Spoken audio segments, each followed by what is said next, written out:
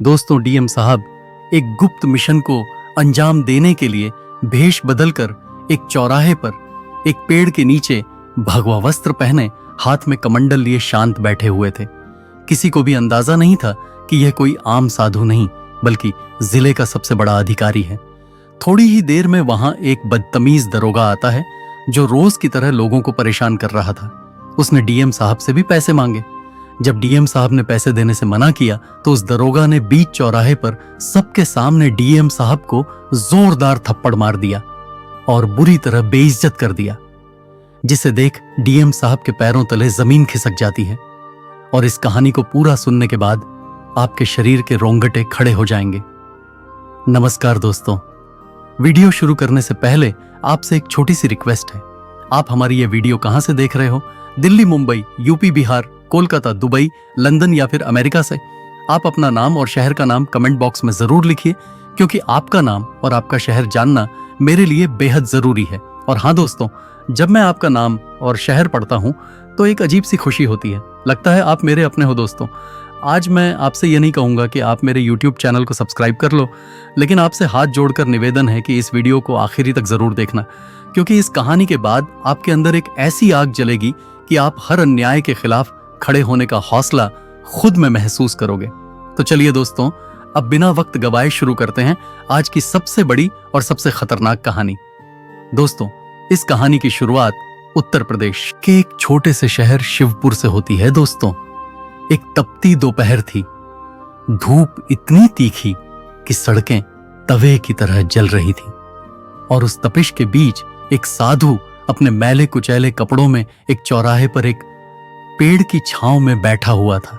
उसका चेहरा झुलसा हुआ था, आंखों में थकावट साफ दिख रही थी, लेकिन फिर भी उसके होठों पर राम राम का नाम था। कोई शिकायत नहीं, कोई गुस्सा नहीं, बस संतोष था। क्या आपने कभी ऐसी शांति देखी है जहां सब कुछ छीन चुका हो, फिर भी भीतर कोई तूफान ना हो? लेकिन क्या यह दुनिया ऐसी आत्मा की इज्जत करती है? नहीं, उसी चौराहे पर जहां वह साधु बैठा था हर दिन एक दरोगा आता था, भारी वर्दी में घमंड से भरा हुआ, आंखों में अकड़ और हाथ में डंडा। उस दरोगा के लिए हर गरीब बस एक मौका था, वसूली का, गाली देने का और अपनी ताकत दिखाने का। उस दिन भी वह आया। उसकी नजर साधु पर पड़ी। पहले तो हंसा, फिर साधु को देखकर बोला, और बाबा भीख कितनी मिल गई? आज साधु ने मुस्कुराकर कहा, बेटा मैं भिखारी नहीं, साधु हूं। मुझे जो मिलता है भगवान की कृपा समझकर रख लेता हूं। क्या इतना कहना काफी था? नहीं, दरोगा को गुस्सा आ गया। बोला, भगवान की कृपा अलग से रखना, पहले मेरे लिए कृपा निकाल, आज सब बसा तो दे वरना। लेकिन जब साधु ने पैसे देने से मना किया तो अगले ही पल उसके गाल पर एक जोरदार तमाचा पड़ा और उस दरोगा ने उस साधु को बीच चौराहे पर बेइज्जत करके उस पेड़ के नीचे से भगा दिया। क्या यह वही भारत है जहां संतों को पूजनीय माना जाता था? क्या यही वह समाज है जहां साधु संतों से ज्ञान लेने की परंपरा रही है? साधु की आंखें भर आईं, पर वह रुका नहीं। वह चुपचाप उठा, अपने कमंडल को संभाला और बिना कुछ कहे थाने की ओर चल पड़ा। क्या उसे पता था कि वहां भी अपमान मिलेगा? शायद हां, लेकिन क्या कोई व्यक्ति उम्मीद के सहारे नहीं जीता? जब वह थाने पहुंचा तो वहां बैठे अफसरों ने उसे ऊपर से नीचे तक देखा जैसे कोई कीड़ा मकोड़ा हो। वह हाथ जोड़कर बोला, दरोगा जी ने मुझे मारा है बिना किसी वजह के, क्या मुझे इंसाफ मिलेगा?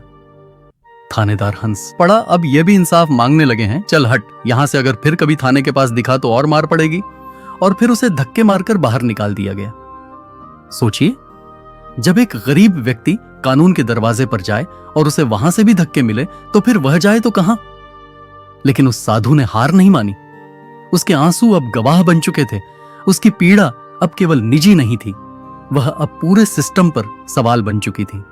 उसने ठाना कि अब वह सीधे जिलाधिकारी के पास जाएगा। क्या उसे उम्मीद थी कि वहां सुनवाई होगी, या फिर बस यही आखिरी रास्ता बचा था? वो कांपते हुए पैरों से सूखे होठों और थरथराती आवाज के साथ डीएम ऑफिस की ओर निकल पड़ा। और यह सफर सिर्फ एक व्यक्ति का नहीं था, यह सफर था एक पूरी व्यवस्था को आईना दिखाने का। कुछ घंटों बाद वह साधु डीएम ऑफिस के गेट पर पहुंच गया। डीएम ऑफिस का गेट भारी था, जैसे किसी महल का दरवाजा हो, और उसके सामने खड़ा हुआ साधु, जिसकी उम्र ने उसके कंधों को झुका दिया था और आत्मा ने उसके चेहरे को तपस्वी बना दिया था। वहां खड़े गार्ड्स ने उसे देखा और हंसते हुए कहा, बाबा, यह सरकारी दफ्तर है, यहां कोई भंडारा नहीं चल रहा है। लेकिन उस साधु ने सिर्फ एक बात कही, मैं जिलाधिकारी से मिलना चाहता हूं, कुछ कहना है उनसे। गार्ड्स ने हंसी में टाल दिया। फिर भी वह साधु डीएम ऑफिस की तरफ जाता है और डीएम ऑफिस के दरवाजे के सामने थोड़ी दूर पहले ही इस इंतजार में बैठ जाता है कि जब कभी डीएम साहब ऑफिस से बाहर निकलेंगे तो मैं अपनी बात उनसे कहूंगा। कुछ देर तक वह साधु डीएम साहब के ऑफिस के सामने बैठा रहा, लेकिन जैसे ही डीएम साहब की नजर उस साधु पर पड़ी, डीएम साहब ने उस साधु को अपने कार्यालय में बुला लिया। क्या यह ईश्वर की योजना थी, या फिर वह पीड़ा इतनी सच्ची थी कि वह दरवाजे अपने आप खुलते गए? जब साधु डीएम साहब के सामने बैठा तो उसकी आंखों से आंसू झरने लगे।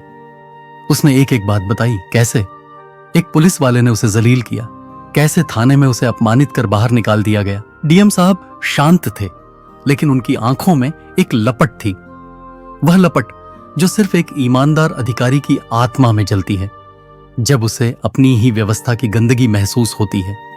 क्या एक जिलाधिकारी के पास इतना वक्त होता है कि वह खुद जांच करें?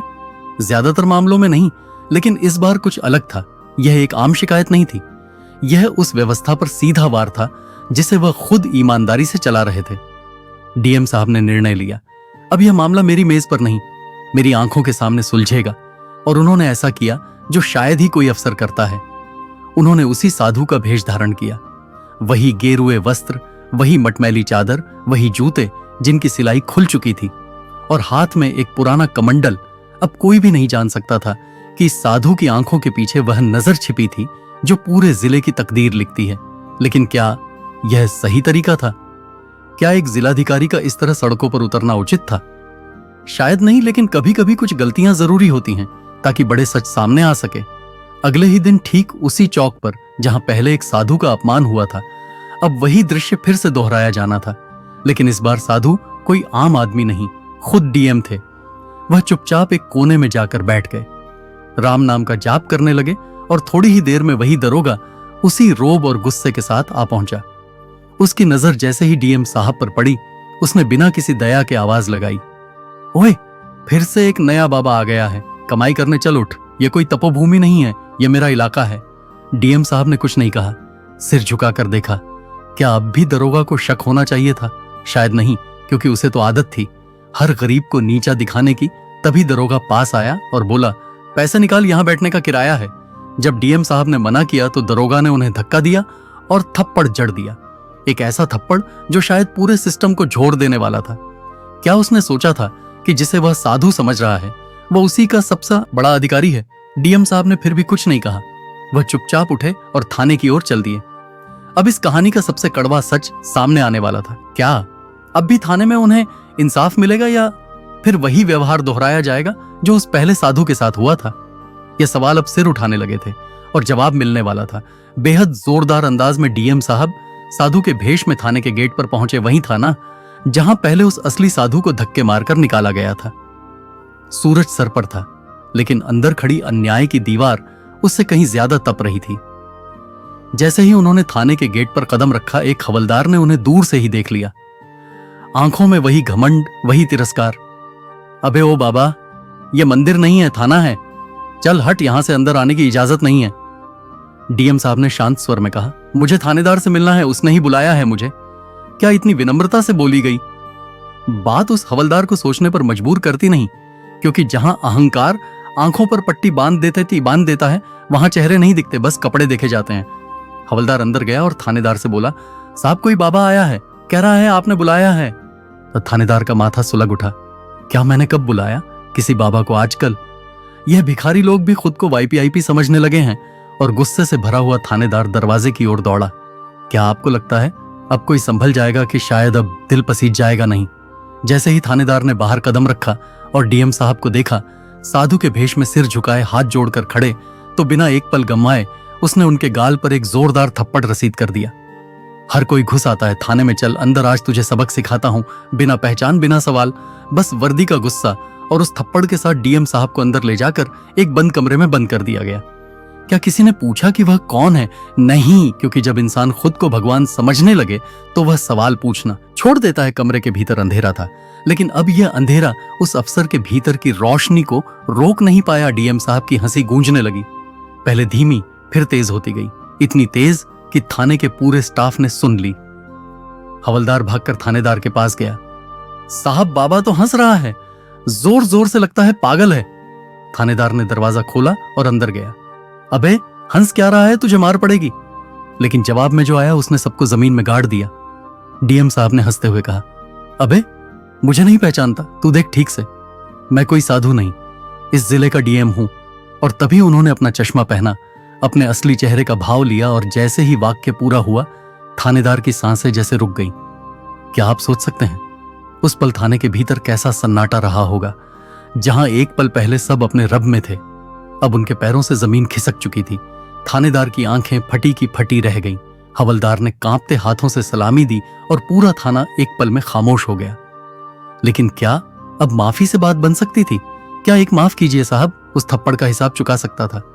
थाने का माहौल एकदम ठहर गया था। हर कोई जैसे सांस लेना भूल चुका था। जिस साधु को अभी कुछ पल पहले थप्पड़ मारा गया था, वह अब अपनी पहचान के साथ पूरे थाने के सामने खड़ा था। जिले का सबसे बड़ा अधिकारी डीएम साहब ने एक नजर थानेदार पर डाली और वह नजर किसी तलवार से कम न थी। यही है तुम्हारी ड्यूटी। उनका स्वर शांत था, लेकिन उस शांति के भीतर जो आग थी वह पूरे थाने की नींव हिला देने वाली थी। क्या यही है तुम्हारा इंसाफ? क्या गरीबों को पीटना, उन्हें गालियां देना, उनका मजाक उड़ाना ही पुलिस की नौकरी है? थानेदार के होंठ कांप रहे थे, पसीना माथे से टपक रहा था। उसने हाथ जोड़ लिए। साहब, गलती हो गई, पहचान नहीं पाया। लेकिन क्या पहचानने की जरूरत इंसानियत के लिए होती है? क्या कोई गरीब, कोई साधु, कोई आम नागरिक इतना तुच्छ होता है कि उसे केवल उसके कपड़ों से आंका जाए? डीएम साहब ने कोई जवाब नहीं दिया। उन्होंने जेब से एक फाइल निकाली जिस पर पहले से ही सब कुछ तैयार था। Suspension on orders. तुम्हें लगता है यह पहली बार हुआ है? नहीं, ये शिकायतें पहले भी आई थीं, लेकिन आज मैंने खुद देख लिया। अब तुम्हारा वर्दी में रहना इस तंत्र के लिए अपमान होगा। एक एक करके डीएम साहब ने आदेश पढ़े। थानेदार सस्पेंड, दरोगा सस्पेंड, वह हवलदार जिसने गेट पर रोका, उन सस्पेंड और उन नामों की लिस्ट बढ़ती गई, जैसे हर पन्ना एक एक गुनाह का सबूत हो। क्या यह वह दिन था जब सत्ता ने अपनी आंखें खोली, या वह दिन जब एक साधु की चुप्पी ने पूरे सिस्टम की नींव हिला दी? जैसे ही डीएम साहब ने फाइल टेबल पर रखी, पूरा थाना एक कतार में उनके सामने झुक गया। सबके मुंह पर एक ही बात, माफ कर दीजिए साहब, आखिरी मौका दे दीजिए। लेकिन इस बार कोई दया नहीं थी। वह थप्पड़ जो किसी साधु के आत्मसम्मान पर पड़ा था, वह अब किसी बहाने से दब नहीं सकता था।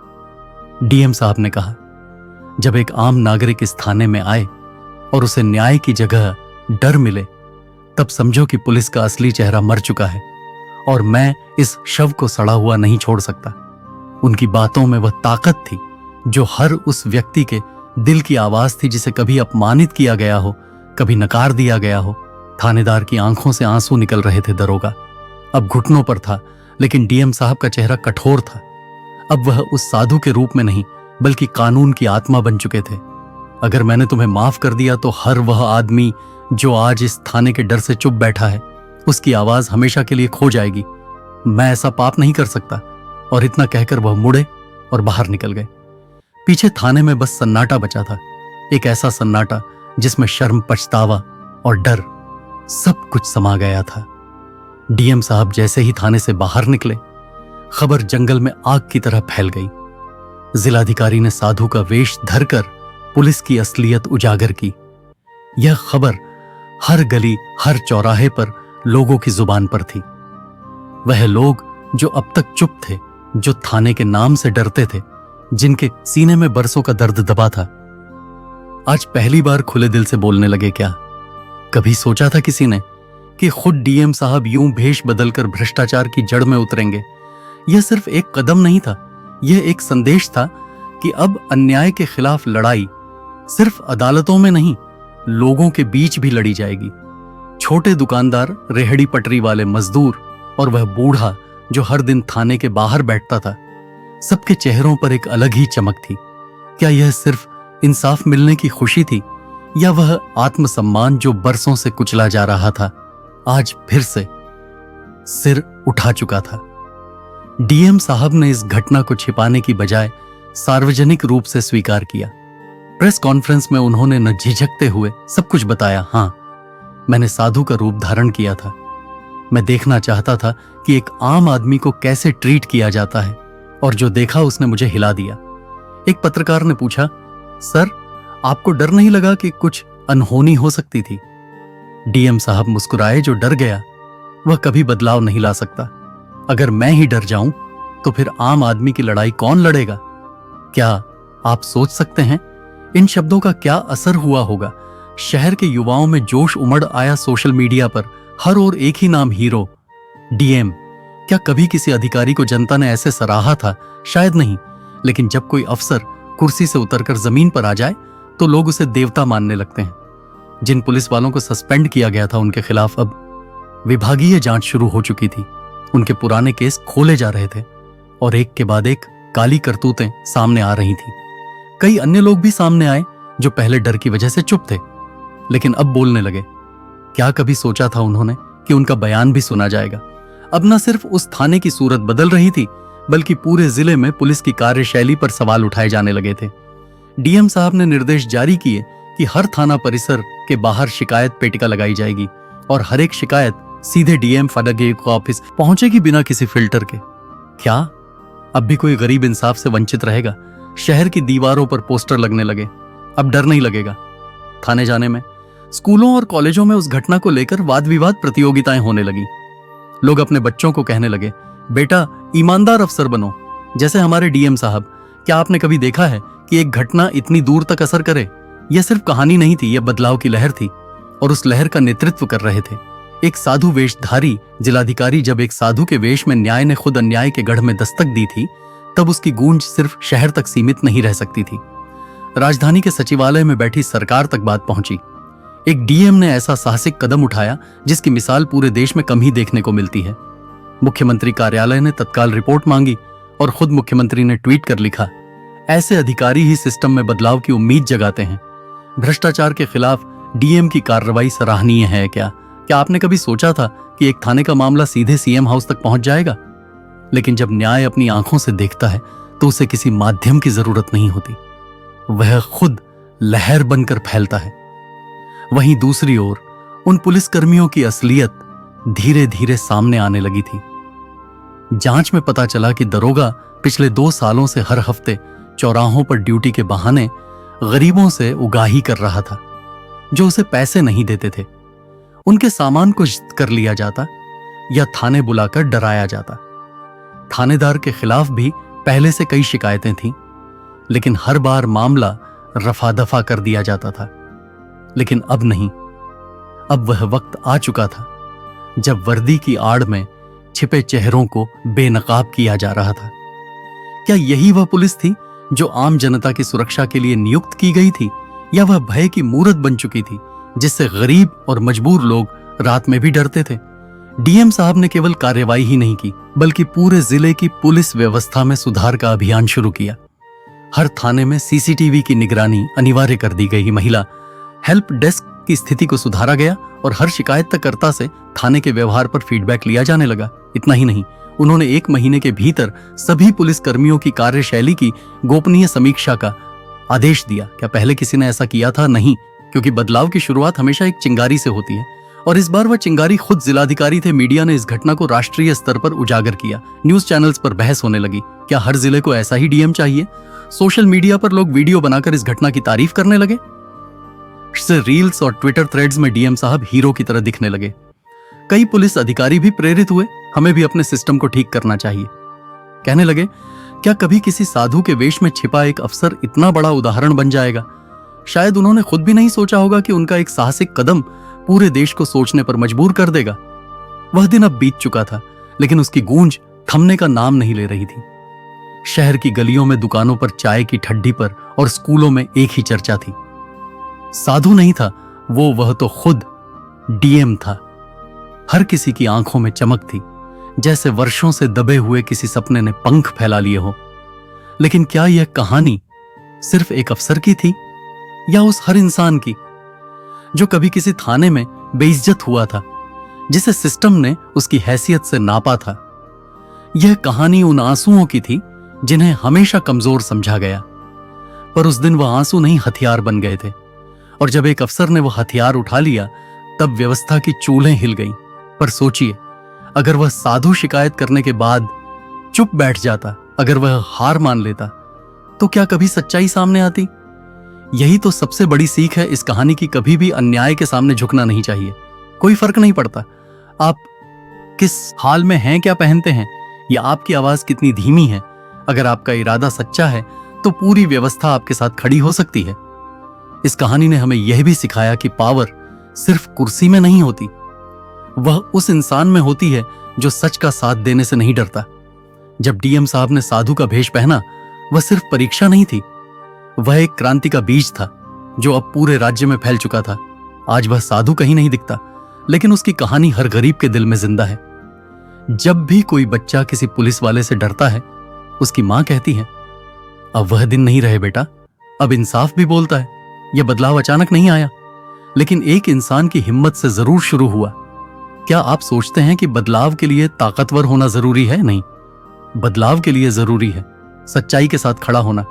चाहे आप अकेले ही क्यों ना हो। कहानी खत्म हो गई, लेकिन सवाल बाकी है, आपको इस कहानी से क्या सीख मिली? कमेंट करके जरूर बताएं। क्या अब भी कुछ लोग सिर्फ इसीलिए अपमानित होते हैं क्योंकि उनके पास पैसे नहीं?